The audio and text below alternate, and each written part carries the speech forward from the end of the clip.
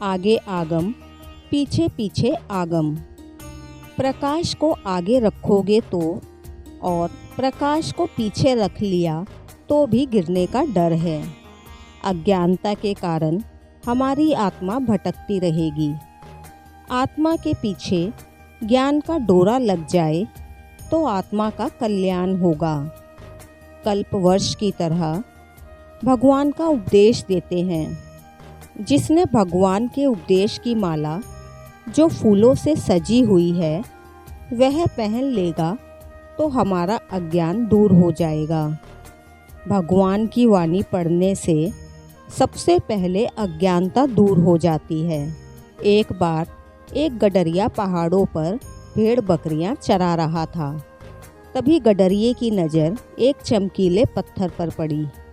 पत्थर बहुत ज़्यादा चमक रहा था। गडरिये ने वो पत्थर उठा लिया। जब शाम होने को आई तो वह अपने गांव की ओर चल पड़ा।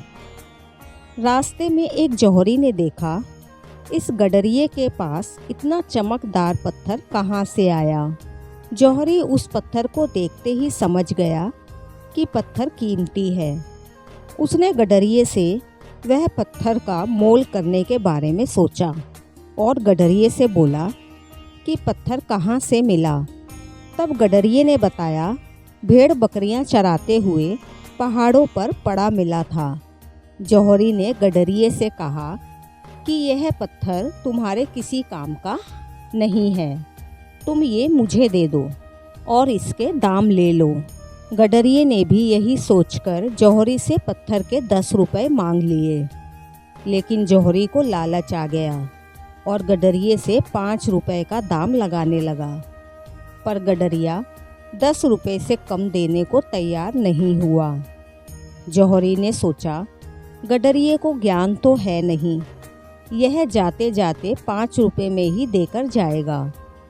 लेकिन गडरिया वापस नहीं मुड़ा। थोड़ी दूर जाने के बाद उसको एक पारखी और मिल गया।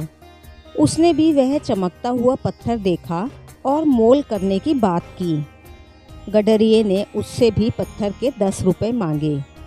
लेकिन उस पारखी ने 10 रुपए की बजाय 20 रुपए में वह पत्थर खरीद लिया। पहले वाले जौहरी ने काफ़ी इंतज़ार किया। उसके बाद सोचा कि वह गडरिया वापस नहीं आएगा, खुद ही उसके पास जाना पड़ेगा। और गडरिये को ढूंढते हुए वह उस गडरिये के पास पहुंच गया और गडरिये से 10 रुपए में पत्थर मांगने लगा। तब गडरिये ने कहा, मैंने तो वह पत्थर 20 रुपए में बेच दिया। जौहरी को बहुत बुरा लगा और बोला, तेरे को तो कुछ ज्ञान नहीं है, वह एक अमूल्य हीरा था जो तूने उसे बेचा है। तब गडरिये ने जौहरी को जवाब दिया कि मुझे तो ज्ञान नहीं था, पर तुम तो ज्ञानी थे।